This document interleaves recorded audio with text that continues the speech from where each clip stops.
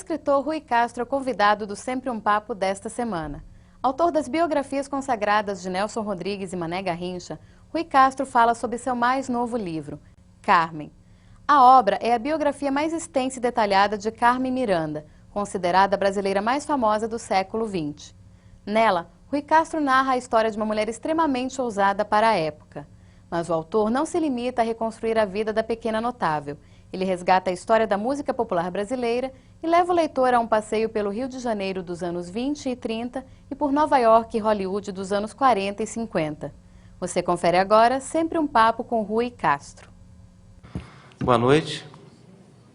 Vamos dar início a mais uma edição do projeto Sempre um Papo aqui em Brasília, na Caixa Cultural. O projeto é uma realização da Caixa Cultural e do Jornal Correio Brasiliense. Eu agradeço a presença de todos.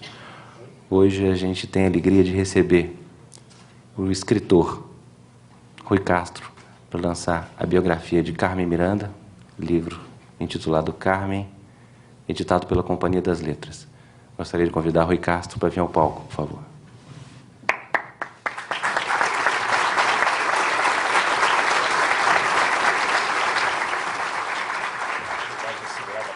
Bom, boa noite a todos.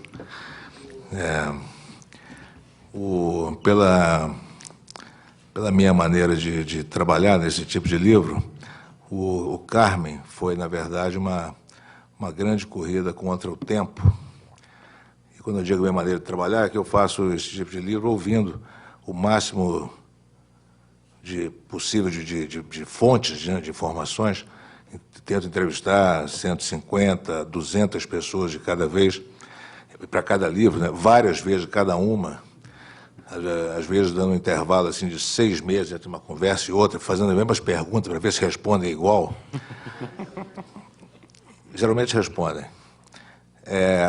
E quando eu tive a ideia de trabalhar fazer o livro Carmen, que foi mais ou menos em dezembro de 2000, eu fazendo os cálculos ali rapidamente, eu concluí o seguinte: para eu falar com uma pessoa que tivesse tido um contato pessoal com a Carmen, durante a carreira e a vida brasileira dela, essa pessoa teria que ter, talvez, 19 anos, no ano de 1939, que foi o ano em que ela foi embora para os Estados Unidos. E quando eu digo 19 anos, seria assim, uma idade razoável, mínima, né, para a pessoa poder ir a um cassino, ver um show dela. Então, uma pessoa que tivesse 19 anos em 1939, terá nascido em 1920, e como já estávamos em 2000, eu podia contar com fontes de pelo menos 80 anos de idade, né? Então eu tinha que correr contra o tempo, né? Porque essa é uma idade que costuma ser complicada, né? E na verdade, eu não pude começar imediatamente, estava tratando de outros livros, né? E só pude, já me dedicando ao livro, mas só pude começar a trabalhar nele quase com exclusividade 2 anos depois. Nessa altura, essas pessoas já estavam com 82 anos, e eu temeroso até de que eu não fosse encontrar muita gente, né? Porque as melhores fontes de informações são exatamente as pessoas que não ficaram famosas, né? Que moram lá no caixa-prego, né? Que às vezes não tem nem telefone, que ninguém sabe de onde se encontram. São essas pessoas que têm realmente as grandes informações sobre as grandes figuras. E eu tinha medo que não fosse encontrar muitos, mas aí é quando você sai em campo, né, e conversa com um, conversa com o outro, um te leva a outro, e você vai fazendo uma cadeia de fontes, até que eu cheguei a um ponto que eu já estava conversando com pessoas de 93, 94 anos, né, com a cabeça muito boa. Então, quando eu encontrava alguém de 84, 85, que dizia: Rui, você me desculpe, eu não estou com a cabeça muito boa, estou com 84 anos. Falei: essa desculpa eu não vou aceitar, porque 84 anos para mim está com espinhas ainda, entendeu? Eu estou conversando com gente de mais de 90 que está com a cabeça muito boa. E foi assim que foi possível, né, que eu pude cumprir uma meta que eu tinha me imposto nesse livro. Esse não é o primeiro livro sobre Carmen Miranda, já foram feitos vários.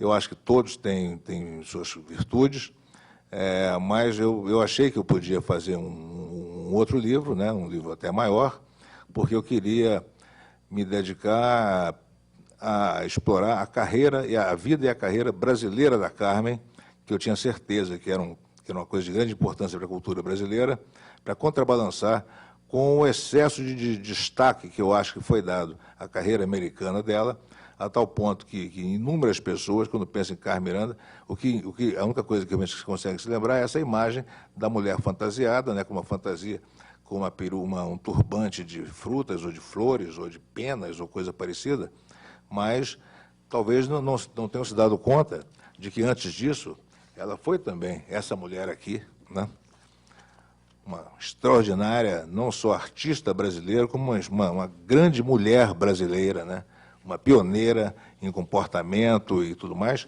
e que, como artista, foi responsável pela consolidação de vários veículos, né, entre os quais o disco, o rádio, o cinema musical brasileiro, né, se é que isso existe, e o cassino, né, quer dizer, sem a Carmen nós não teríamos tido isso.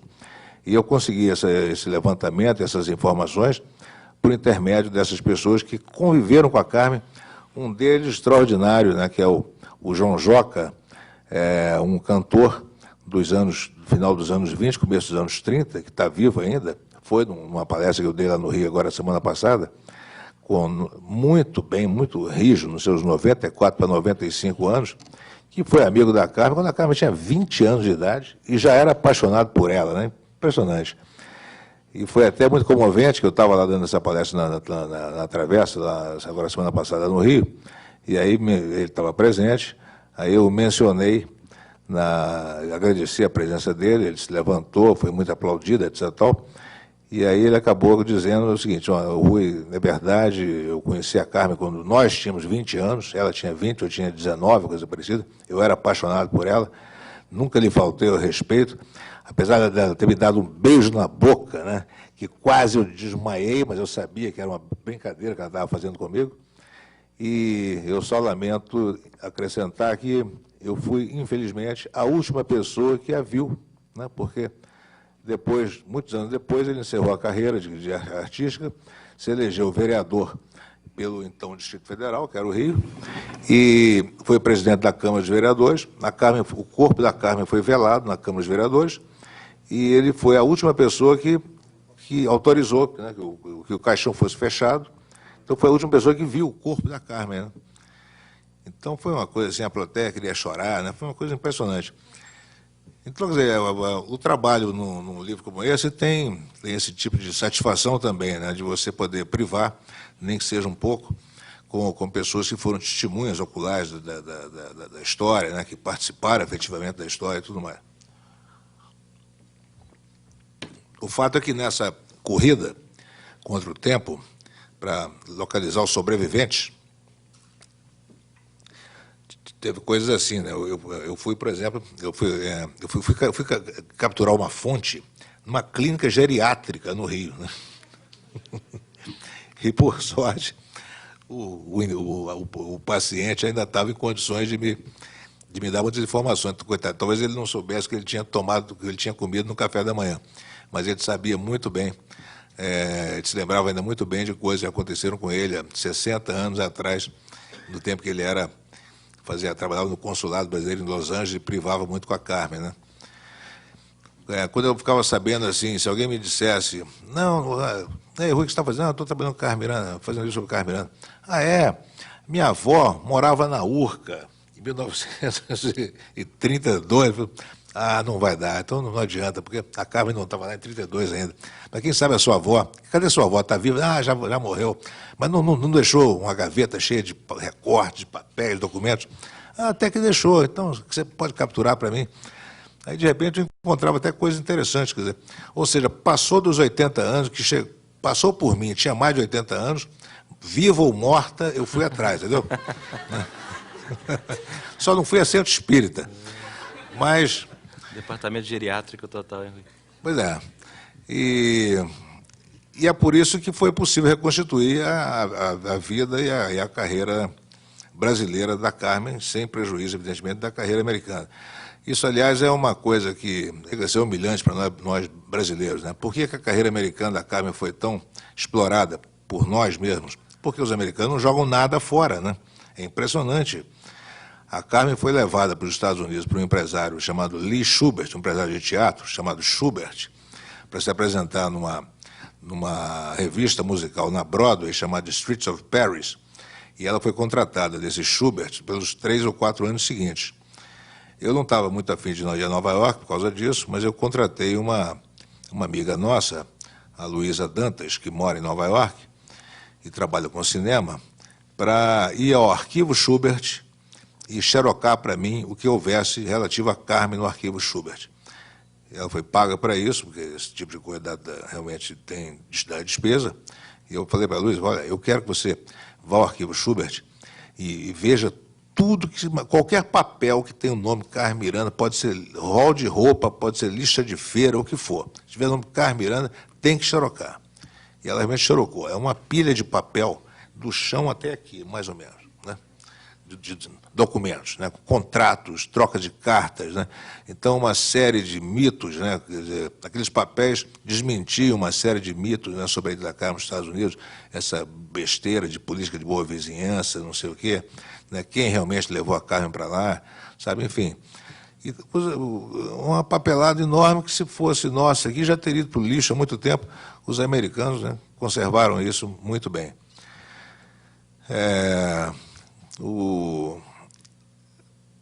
Eu acredito até que a falta de informações, né, até agora sobre a vida brasileira da Carmen foi por isso, né? Primeiro pela falta de material palpável, né, que pudesse ser consultado, tipo documentos, e falta de tempo, de condições, ou de interesse, né, de tentar localizar os sobreviventes e conversar com eles, né, para que contassem como foram, né? Mas eu tenho um orgulho enorme de ter feito isso, porque eu acho que esse livro levantou, pôde finalmente responder a uma pergunta que intrigava até a mim. Por que Carmen Miranda era do jeito que era, né? Por exemplo, por que essa mulher que era uma grande artista brasileira, consagradíssima no Brasil, já tinha 10 anos de carreira, rica, né, podendo se aposentar a hora que quisesse, podendo escolher um marido, podendo se aposentar e casar, enfim, tudo mais. Por que essa mulher se dispôs a recomeçar tudo, né, recomeçar a carreira praticamente do zero, indo trabalhar nos Estados Unidos, em Nova York, na Broadway, o mercado mais disputado do mundo, né? E ela levou, enquanto muitos artistas americanos que tiveram na posição dela levaram cerca de 10 anos para conseguir se firmar num elenco de uma peça, de uma revista musical, a Carmen levou exatamente 6 minutos, contados no relógio, que foi a primeira entrada dela em cena, durou 6 minutos. A partir dali, o Schubert já botou ela como estrela principal do espetáculo, já botou o nome dela na marquise, já mudou a capa do release, enfim, fez de tudo, porque ela já era Carmen Miranda. Então, quer dizer, por que essa mulher saiu daqui e chegou lá no lugar que era o Eldorado do show business e se consagrou imediatamente? Porque ela já saiu daqui sendo Carmen Miranda. Mas aí você começa a recuar, estamos falando de 1939, aí você começa a recuar no tempo, você vai ver que em 1929, no começo de 1930, quando ela gravou aquela marchinha chamada Taí, ela tinha acabado de fazer 20 anos, você ouve aquilo e você conclui que ela já era Carmen Miranda desde ali. Então, quer dizer, se ela já era desde o começo Carmen Miranda, quando ela, na carreira artística, quando que ela começou a ser Carmen Miranda? Aí você tem que recuar mais ainda. Aí estamos falando de 1929, 28, 27, 26, etc. Eu fui recuando e cheguei a 1915, quando ela tinha 6 anos de idade, e a família dela se mudou para o bairro da Lapa, no Rio. É um bairro muito antigo, já tinha 300 anos, mas era um bairro profundamente religioso, católico, formado basicamente por uma igreja, por um seminário, por um convento e por um colégio de freiras, né? Não era ainda o bairro da boemia, né, dos cabarés, dos bordéis, etc. Ele estava exatamente começando a se tornar esse bairro boêmio, cosmopolita, nessa altura ali de 1915, quando a família da Carmen se mudou para lá. Talvez por uma contingência geográfica, né, pelo fato de ser um bairro a meio caminho entre a sede do governo na época, você tinha ali Você tinha a Lapa muito perto do antigo Senado Federal, da antiga Câmara dos Deputados, era aqui distante do Palácio do Catete, que era a sede do governo. Então, quer dizer, pelo fato de ser um bairro a meio do caminho entre o poder, entre os diversos poderes, talvez já começaram a construir ali uns hotéis, então começou a atrair um certo tipo de gente, né? Quer dizer, não só os políticos de passagem, de visita, comerciantes, industriais, e aí começa a atrair também as grandes mulheres, né? As pequenas mulheres, né? Os grandes homens, os pequenos homens, né? E aí resolvem abrir um restaurante, um botequim, uma lanchonete, outro hotel. Enfim, o fato é que, em poucos anos, a Lapa tinha se tornado o bairro mais boêmio, cosmopolita do Brasil, um bairro que tanto fazia você estar 4 horas da tarde como 4 horas da manhã, a mesma quantidade de gente na rua. A Carmen foi uma criança que foi crescendo, se tornou uma adolescente nesse bairro, e isso, sem dúvida, influenciou na formação dela, né, no extremo liberalismo que ela iria demonstrar ao longo da vida dela. Ao mesmo tempo, esse bairro, durante o dia, continuava sendo um bairro conservador e católico, bastante religioso, né? A igreja continua lá, está lá até hoje, o seminário, o convento, só o colégio de freiras que acabou. Então, quer dizer, durante o dia, um bairro bastante religioso, conservador, e à noite um bairro cosmopolita e boêmio. A Carmen, pelo que eu concluí do estudo sobre toda a vida dela, ela foi exatamente o que ela foi na vida, né? Uma mulher altamente revolucionária, que aos 15 anos, com o primeiro namorado dela, ela já tinha vida sexual com ele, era uma mulher que gostava de falar palavrões, era uma mulher que gostava de contar piadas altamente imorais, né? Era uma mulher que dava a impressão de exercer uma grande liberdade, mas nunca uma promiscuidade, né? Não há o menor relato de quem tenha faltado ao respeito à Carmen, jamais. Ela era só uma mulher tão divertida, ela era, na verdade, o que a Leila Diniz seria dali a mais de 50 ou 60 anos, né? E numa época muito menos favorável a que uma pessoa fosse como a Leila Diniz.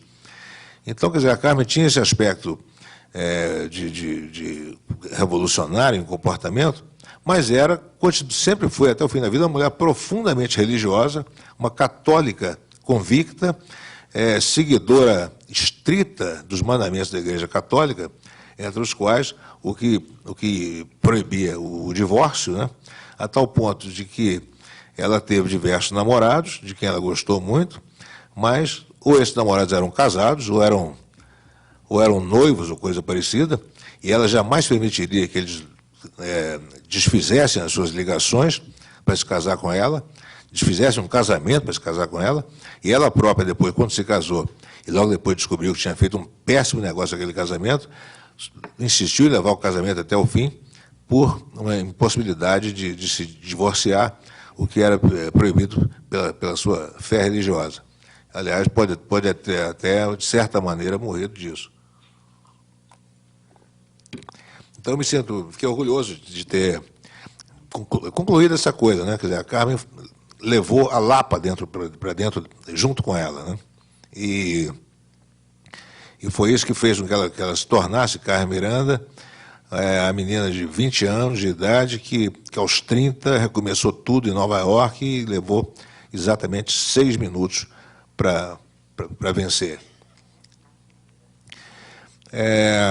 Eu tenho notado, depois que o livro saiu, em meados de dezembro, lá no Rio, toda hora me param na rua e me falam, puxa, a Rua Carmen é espetacular. Eu sei que estão se referindo ao personagem, não exatamente ao livro, mas o que me encanta é a nova intimidade, né, com que falam da Carmen. Jovens, né, de repente, se refere a ela não mais como olha, a Carmen Miranda, hein? Não é a Carmen Miranda, mas é a Carmen, né? Pessoas que já leram o livro incorporaram a Carmen ao seu, quase que a sua família, né? Se interessaram, mas já que têm se interessado em comprar os discos e ouvir como ela cantava, enfim, estão se dando conta, né, da grande artista que o Brasil produziu, e é isso que justifica realmente o trabalho que dá a você fazer uma coisa como essa. Durante 5 anos, vai resultar num livro de cerca de quase 600 páginas, 1.600.000 caracteres, e até agora não encontrei ninguém que reclamasse que o livro está longo demais. Hein? Pode estar meio pesado para levar para a cama, né? Mas pode ser lido também no sofá, também com certo conforto.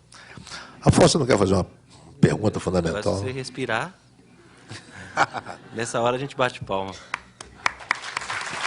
Obrigado. Bem, gente, tem 2 microfones dos 2 lados, quem quiser fazer pergunta. Eu só queria saber o seguinte, Rui, para começar. Durante o decorrer do livro, eu li várias notas, várias informações, dizendo que havia uma certa dúvida sobre o local de nascimento da Carmen. Isso procede? Houve algum... Nunca houve dúvida nenhuma. É que um amigo meu bebeu um pouco mal, entendeu? Certa noite lá no Rio.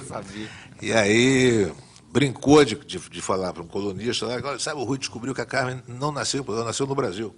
Esse colunista publicou no site dele, não sei onde, de repente isso saiu na coluna do Anselmo Gospel, coisa parecida. Né? Quer dizer, foi um custo para desmentir essa história. A Carmen nasceu em Portugal, veio para cá com cerca de 10 meses de idade, 10 meses e 8 dias, na verdade. Poderia ter nascido no Brasil se as condições políticas lá em Portugal, na época, não tivessem tornado a viagem um pouco praticável. O pai dela veio quanto tempo antes? O pai dela veio 2 ou 3 meses antes só. Né? Daí a pouco mandou buscar a família.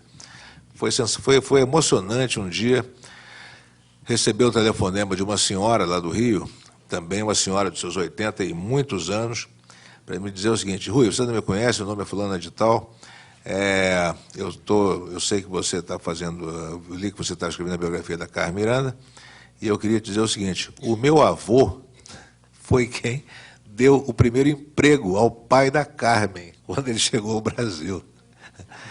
Quer dizer, isso é uma informação que te cai do céu, né? E que você pode até nem acreditar, né? Quer dizer, a obrigação, aliás, é duvidar, né? Aí a dona falou: mas que coisa, como é isso, como é que é? É uma história como é que essa história chegou até a senhora? Não, olha só, nós temos até algumas fotos aqui, né? Fotos que vieram da época. Tem uma foto da irmã ela começa a falar de certas coisas que demonstra realmente uma intimidade grande com a família da Carmen. Olha, tem uma foto da irmã da Carmen, aquela que morreu de tuberculose em Portugal, tem uma foto dela com a minha família, no sítio lá do meu pai, não sei aonde, não sei o que lá. Aí, como é que eu poderia ver essa foto? Claro, vou mandar para você, não sei o quê. Manda para mim a foto, está lá, a irmã da Carmen, realmente, que morreu aos 23 anos de idade, depois voltou para Portugal para morrer no sanatório para tuberculose. Está lá a irmã da Carmen, que se conhece poucas fotos dela, mas essa é indiscutivelmente ela. E os detalhes que essa senhora me deu, né, dão a entender que havia uma amizade grande entre as 2 famílias e que tanta coisa aconteceu entre eles, que quando a Carmen ficou famosa, já estava consolidada essa relação, né? Então, quer dizer, pelos detalhes que vão te dando, você não tem como duvidar. E está lá a foto provando, né? Então, esse tipo de coisa realmente é espetacular no trabalho. Boa noite, como é que você chama? Meu nome é Cid Roberto, eu moro há 26 anos aqui em Brasília, morei outros 26 no Rio de Janeiro, né? 52 anos de idade, sou apaixonado pelas 2 cidades, e o seu livro nos reporta, nos coloca muitas vezes naquele Rio tão especial, nessa época tão especial. Me chama muita atenção, assim, várias partes do seu livro, mas no capítulo 9, em que você fala uva de caminhão, que é a compra daquela casa lá na Urca, poderia ter dito para nós só que ela comprou aquela casa em 1936, né? Mas você começa aquele capítulo nos reportando ao século XVI. Eu já estava eu vou ter que ler do século XVI até 1936, né? Mas é um parágrafo assim, tão especial, porque nos coloca dentro daquele contexto, daquele caminho da Urca, o porquê que se chama Avenida Sebastião, né? São Sebastião ali na Urca. Eu gostei muito daquela parte. E através do contexto, da sua narrativa, muitas vezes a gente se sente dentro da casa ali dela, na Urca mesmo, junto com aqueles compositores, com aqueles sambistas, né? Muitas vezes a música que você também menciona, a gente sente falta dela. Não haveria possibilidade de, junto com o livro, a gente ter assim, o CD ou então o DVD? Essa é a primeira pergunta. Eu tenho 2 perguntas. Deixa eu responder uma de cada vez. Com relação ao CD e DVD, é uma complicação você lançar CD junto com o livro, porque o livro esgota, aí o CD esgota junto. Aí você tem que rodar o livro e rodar mais CD. você roda livro facilmente. Agora, rodar CD é uma complicação, que é outra empresa, em outro lugar. Então, o livro fica fora da livraria, porque não pode circular sem um CD. Agora, está cheio de CD da Carmen na praça aí, todos são bons, e nada impede que sejam comprados de maneira avulsa, né? E a primeira... E com relação à coisa da vida, a volta ao século XVI, isso é uma coisa que me preocupa muito, quer dizer, esse tipo de digressão só se justifica por dois motivos. Primeiro, se ele acrescentar realmente alguma coisa narrativa. E segundo, se pudesse ser feito de maneira curta. Né? Então, eu tenho a impressão que essa digressão ao volta ao século XVI, em que eu descrevo coisas que aconteceram naquele caminho, né, que depois se tornou a Avenida São Sebastião, onde a Carmen comprou a primeira casa para a família dela. Quer dizer, eu descrevo coisas que aconteceram 400 ou 500 anos antes. Eu acho que eu resolvi aquilo em meio parágrafo, coisa mesmo, né? Então, quer dizer, não foi realmente Não, foi muito interessante. Eu quero parabenizá-la, e a minha pergunta é isso: como é que você, de repente, percebe que acrescentar, e você já respondeu que, quando percebe que não vai ser muito longo e que pode contribuir de alguma maneira, né?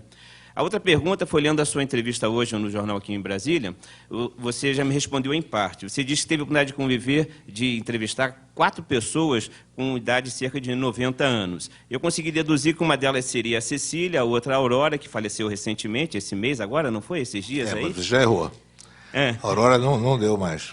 Já não dava mais. Ah, não dava mais? Já não tinha mais. condições, né? Então, a Cecília, eu acredito que seja, que você fala que tem 93 anos. O segundo, o João Joca, que você acabou de mencionar. Eu tenho curiosidade de saber quem são as outras 2 pessoas. Não, peraí, você se enganou. Eu disse que eu conversei com 4 pessoas que estavam no cassino da Urca na noite da vaia que não houve. Só ali 4 pessoas. Porque entre pessoas, de modo geral, que conviveram com a Carmen dos anos 30, eu conversei com mais de 15 ou 20. Posso dar o nome de alguns. Um deles, o cantor Roberto Paiva. Também está aí com 90 e poucos anos, está muito bem, foi contemporâneo da Carmen na Rádio Marique Veiga.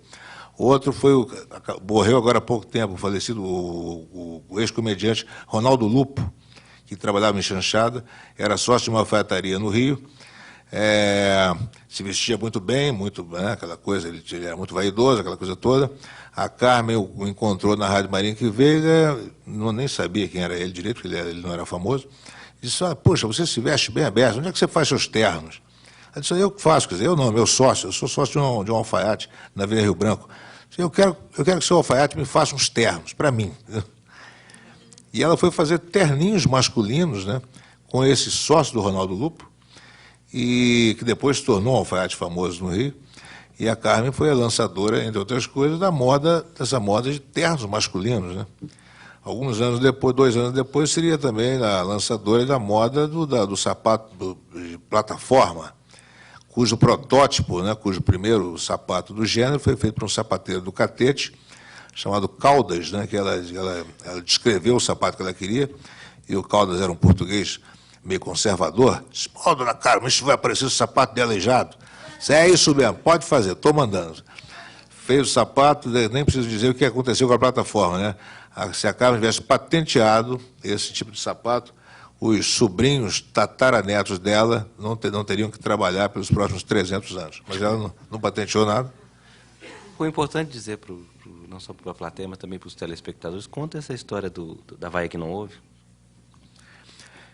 Isso é uma história incorporada ao folclore da Carmen, que ela teria voltado ao Rio, um ano depois de ir para os Estados Unidos, ela teria voltado ao Rio de férias, teria aceitado se apresentar num espetáculo beneficente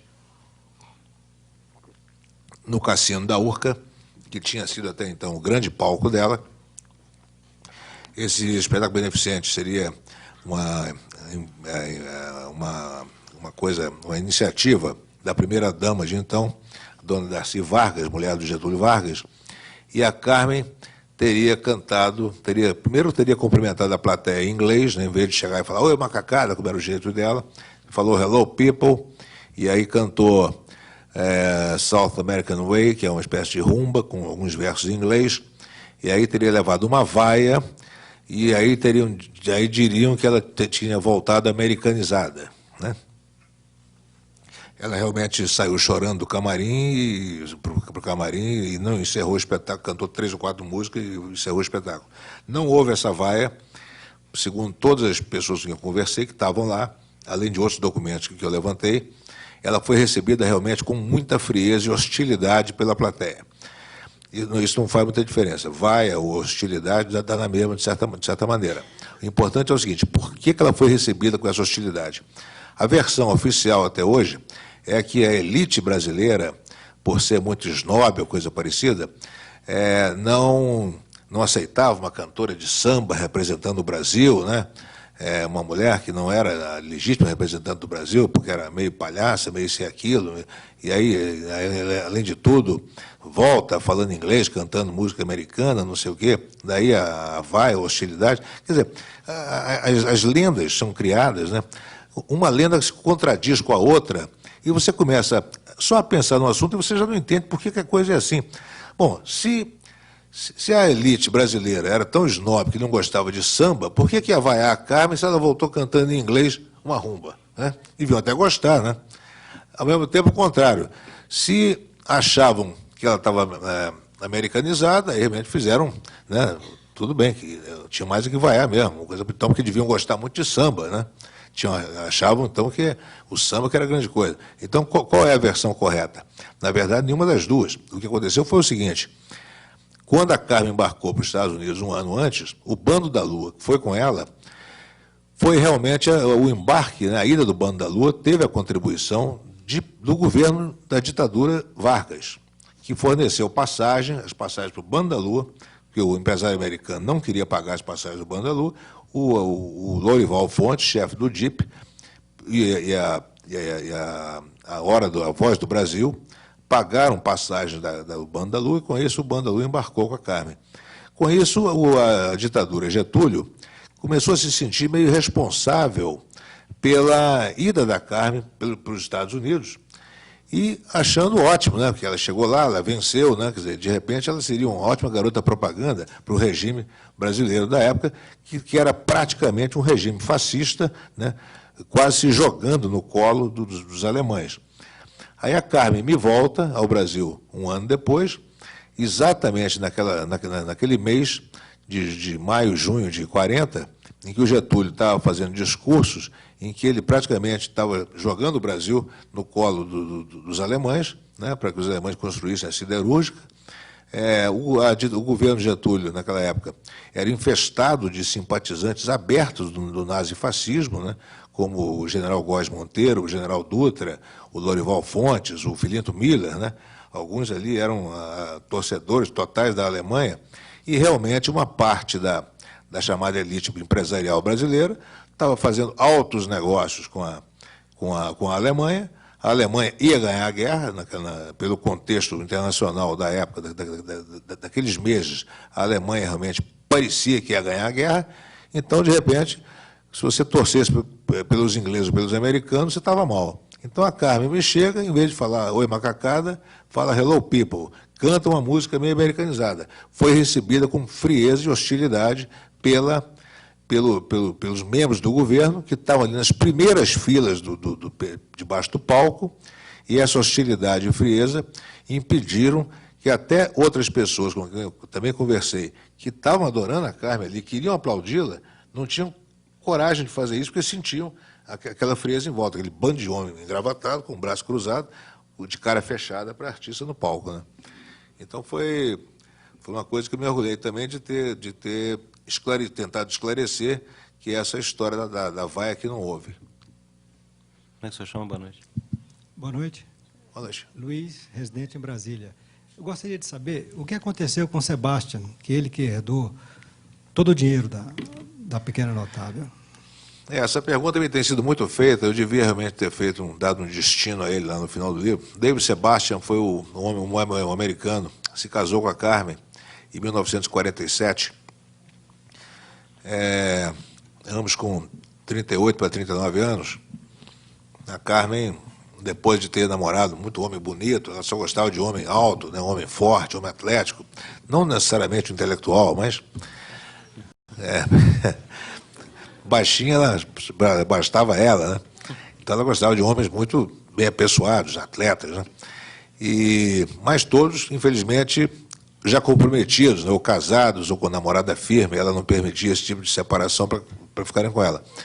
E ela queria ser mãe. O grande negócio da Carmen, ela tinha um um desejo, né, irresistível de ser mãe. Se isso parece contradizer o fato de ela ter sido uma mulher revolucionária e tudo, né, de repente o sonho dela é isso, né, que toda mulher tem, basta ver que a Leila Diniz também, que também foi mulher revolucionária, na verdade se realizou mesmo, foi como mãe, né? A Leila cansou de dizer que o grande negócio que ela tinha feito na vida tinha sido ser mãe.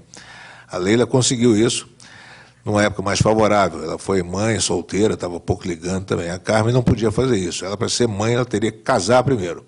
E o único homem descompromissado que a pediu em casamento foi esse americano, chamado Dave Sebastian, que, na minha classificação imparcial, né, e até mesmo carinhosa para com ele, não passava de um biscateiro desclassificado, né, porque não sabia fazer nada, não era nada, era apenas, né, um sujeito que, por uma circunstância, se aproximou da Carmen, fez uma corte a ela ali daquele jeito, né, se aproveitou um pouco até da carência dela, né, daquela coisa frágil realmente que a Carmen tinha, e seduziu para um casamento que ela topou em 15 dias, né, para grande espanto de todos os amigos dela, da família dela. Como é que uma mulher que a Carmen namorou o Mário Cunha, foi o primeiro namorado dela, o remador do Flamengo, durante 7 anos, né, e não se casou com ele. Depois namorou Carlos Alberto Rocha Faria, sobrinho do dono da América Fabril, durante 4 ou 5 anos, também não se casou. Teve uma relação longa com a Luísa Oliveira, também não se casou com ele. E, de repente, em 15 dias se casa com esse sujeito que não podia lhe dar nada, prometeu um monte de coisa que ele nunca cumpriu, mas ela podia dar um filho a ela, né?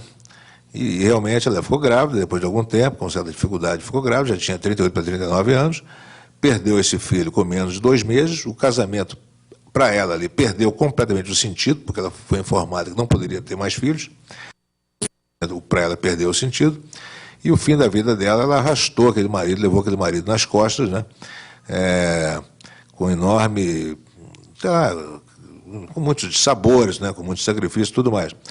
Quando a Carmen morreu, ele veio ao enterro e ele presenteou o Brasil, a família, né, e, por conseguinte, o Brasil, com uma série de materiais, com grande quantidade de material que pertencia à Carmen. Ele deu à família da Carmen todos os vestidos, todos os turbantes, os balagandãs, uma quantidade grande de sapatos de plataforma, uma quantidade enorme de fotos, de cartazes de cinema, de diplomas e condecorações do governo americano para Carmen, das Forças Armadas, né? Muito material, os álbuns de recortes todos que as irmãs da Carmen faziam para ela, enfim, bijuterias, adoidado, enfim, tudo que ele considerou bric-a-brac que estava ocupando espaço na casa da Carmen, ele botou aquilo tudo no navio e mandou para o Brasil. O Brasil recebeu aquilo com grande gratidão e o Juscelino Kubitschek deu-lhe até a comenda do Cruzeiro a ordem do Cruzeiro do Sul, né? O que não deu para a Carmen, deu para ele, né? Essa comenda ele também jogou dentro da gaveta, se é que está em algum lugar até hoje, né? Se é que existe ainda. Aliás, não foi o Juscelino, foi a dona Sara, foi a Marília Pera que deu. E por enquanto, Débora falar o Sebastian mandou tudo isso para o Brasil, ficamos muito gratos a ele. Com esse material todo, a família da Carmen distribuiu uma quantidade enorme de lembranças da Carmen para qualquer pessoa que chegasse lá e dissesse: puxa, dona Aurora, eu era fã da Carmen, olha, eu era fã dos vestidos dela. Leva esse vestido, meu filho, pode levar, usa, faz o que você quiser com ele. Entendeu? Ou seja, o que sobrou foi dado para o Museu Carmen Miranda, fez aquele museu, né, que é criticado, né, as pessoas vão lá, poxa, esse é o Museu Carmen Miranda. Assim, é o que sobrou, que foi possível fazer, aquele Museu Carmen Miranda, que não tem dinheiro, o garotinho não dá dinheiro, não adianta, porque não dá dinheiro para museu mesmo, e então é um museu que sobrevive heroicamente.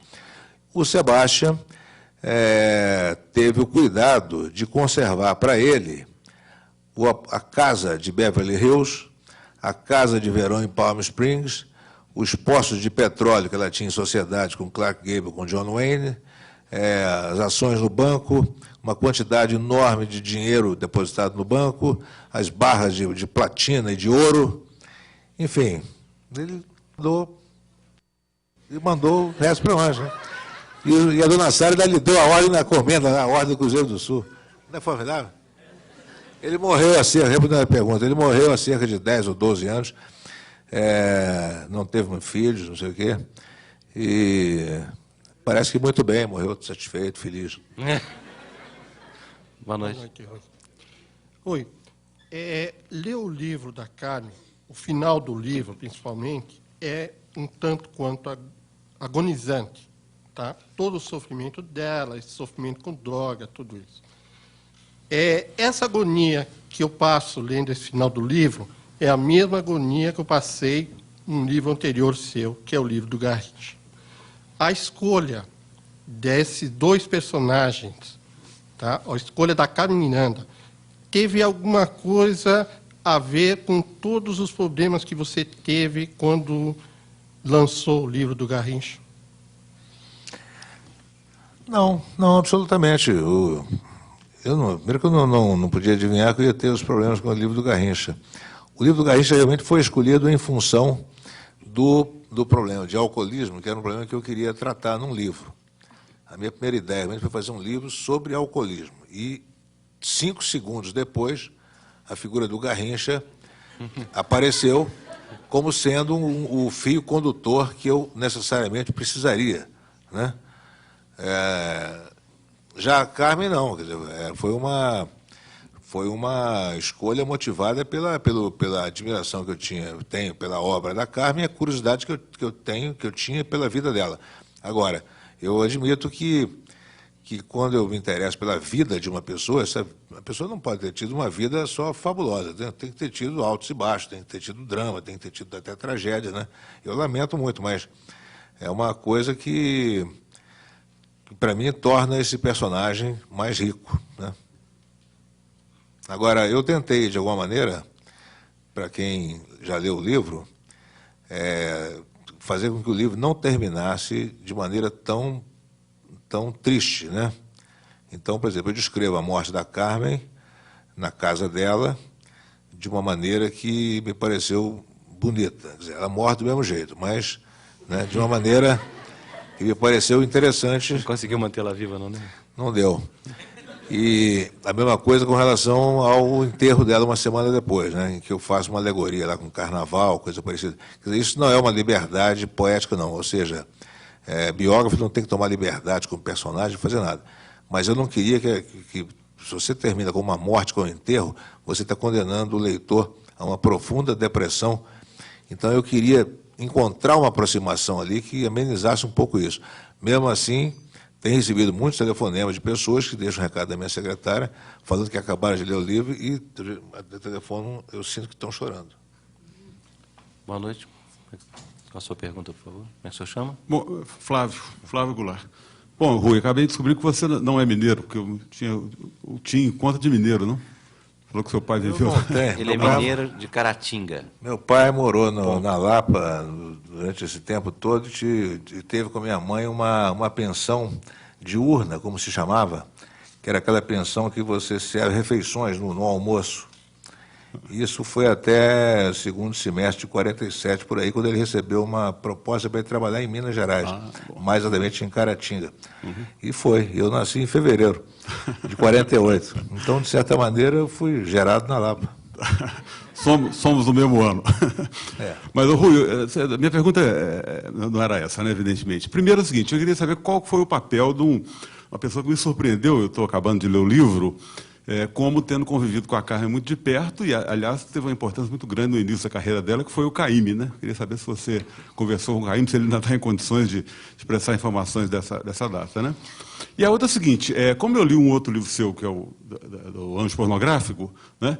Eu queria saber o seguinte, as pesquisas para os dois livros devem ter confluído em algum momento, afinal de contas, tratavam de duas figuras públicas do Rio de Janeiro, ligadas ambas ao mundo da arte, da imprensa, né?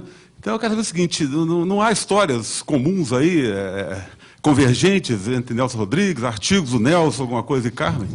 A única história comum que eu cito no livro é que o Nelson era o redator de publicidade de um distribuidor de filmes, né, Ponce e Irmão, que era também produtor de espetáculos musicais, que naquela época era comum isso. Os cinemas eram chamados cine-teatros, né? Você ia ao cinema, pagava o ingresso, você assistia um filme, mas antes do filme tinha um espetáculo musical ao vivo, no palco, de 20 minutos, e a Carmen fez espetáculos para Ponce e Irmão antes da exibição de alguns filmes.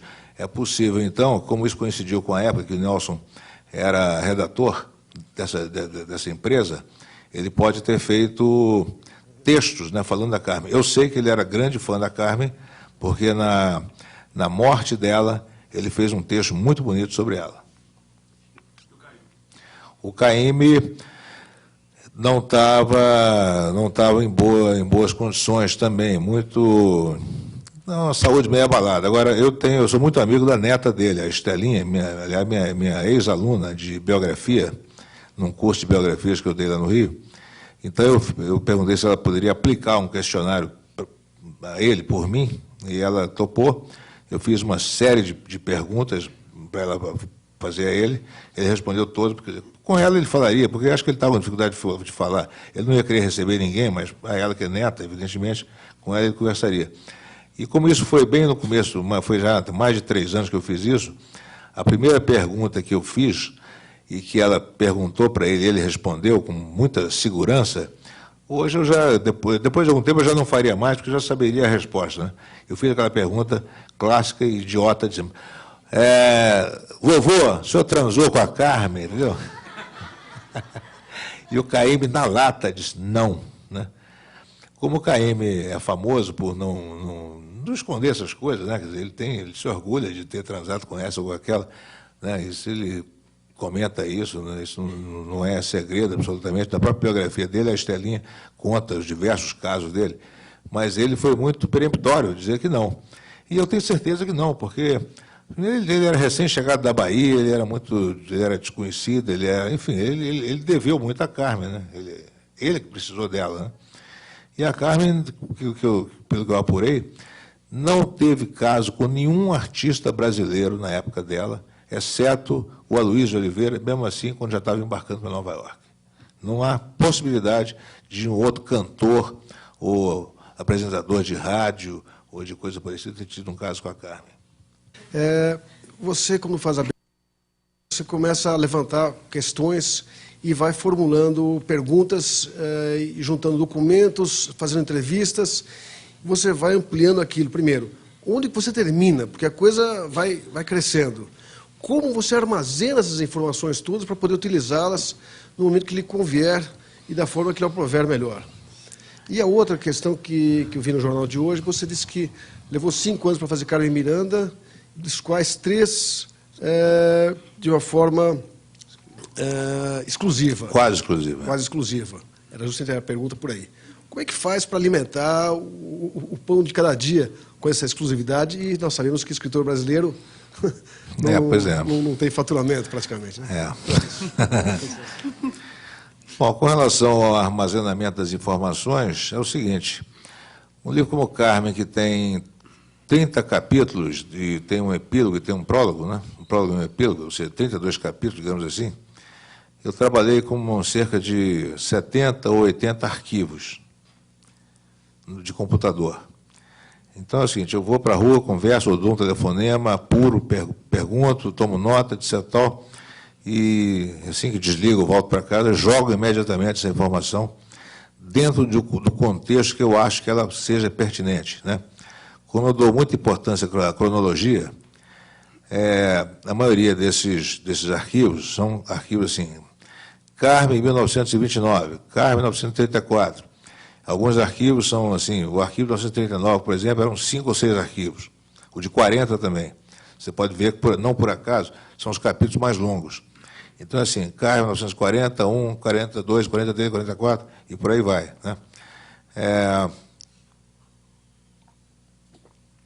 Esse material tem que ser visitado permanentemente, tem que ser lido permanentemente, de preferência impresso, muitas vezes, você precisa ter uma cópia, você devia ter no hard drive, ter esse material no hard drive, você deveria ter em outro tipo de proteção, evidentemente, que eu tenho, é um arquivo Terra que eu uso, e você precisa ter isso em papel também, porque no papel você passa a ter mais intimidade com ele. Então, sempre que eu achava que eu tinha uma quantidade razoável de material dentro de cada arquivo, imprimia esse arquivo, grampeava e levava esse arquivo para o banheiro, levava na hora de almoçar, entendeu? De jantar em casa, etc., para ficar lendo, com a caneta na mão. Puxa, se ele botar isso, o cara falou ainda mais assim, sabe? A tal ponto que quando você acha que já não tem mais nada, sabe? Já você que supostamente, né, se tornou a pessoa que mais entende daquele personagem, né? Entende mais do que a família, entendeu? Porque a família, na verdade, conhece muito o personagem na intimidade da casa, do lar, né? A família não sabe o que se passa com esse personagem no ambiente de trabalho dele, necessariamente. Não sabe. Com a família Nelson Rodrigues, por exemplo, ficou muito espantada de certas coisas que eu conto no livro, mas eu até falei para o filho dele, Joffre, olha, a sua mãe sabe o que o Nelson fazia em casa. No máximo no Maracanã, se alguém contasse para ela, né? No máximo na redação do Globo. Se alguém falou, agora, como é que ela vai saber o que se passa na casa da namorada do Nelson, entendeu? que ele tinha, né? E como é que a namorada do Nelson vai saber o que se passa na casa dele? A não ser que ele contasse, né? Enfim, todo personagem tem uma variedade de cenários nos quais se move, e o biógrafo pode não saber em profundidade sobre cada um, mas ele sabe um pouco de todos. A família sabe muito bem o que se passa ali na sua proximidade, né? Então, com esse tipo de conhecimento, chega um momento em que você pode se fazer o seguinte desafio. Bom, qual é a pergunta mais difícil que eu posso fazer sobre o personagem e que eu próprio não saiba responder? Aí, quando você não consegue fazer essa pergunta, aí pode estar na hora de começar a escrever. E aí, devido a essa grande intimidade com o personagem, com o material, com os arquivos que você leu, releu, imprimiu, não sei o quê, já está tudo mais ou menos na ordem, aí trata-se finalmente de escrever, que é uma coisa que nos outros livros eu levei 4 meses, Chega de Saudade, Anjo Pornográfico, Estrela Solitária, levei 4 meses apenas para escrever, 2, 3 anos para investigar. No Carmen eu levei 9 meses só para escrever, porque era muito material. Gente, muito obrigado. Vamos para os autógrafos. Obrigado.